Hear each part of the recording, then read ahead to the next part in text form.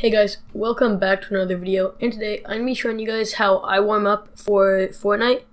So I usually warm up whenever I get on or whenever I've taken a break for like more than an hour. So yeah, this just helps me make sure I'm on the right for hitting clips and getting better quality content to you guys. So let's get right into how I warm up. So the first thing I do is I play Kovacs. I highly recommend Kovacs. Some people don't, but those people don't have Kovacs. So it's really good, and it has honestly helped me improve so much, and I can't recommend it enough for you. I have a more in-depth guide to Kovacs that will be linked in the description. But the two games that I've been playing most right now are Jumbo Tile Frenzy. This just helps me warm up my wrist before I start playing Ascended Tracking V3. Ascended Tracking V3 is what you should spend most of your time on, and is what is most important for Fortnite, so play that a lot.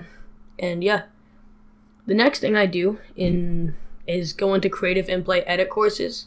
So I like to mix it up with edit courses because there's no really best one, but my two favorites right now are the Mongral edit course from a while ago and the Raider 264, or I think that's what the last like three numbers are.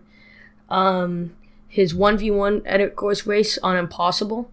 They're both really good courses and really challenging. So if you guys need edit courses, those two are the ones. And yeah, codes to both of those are in the description.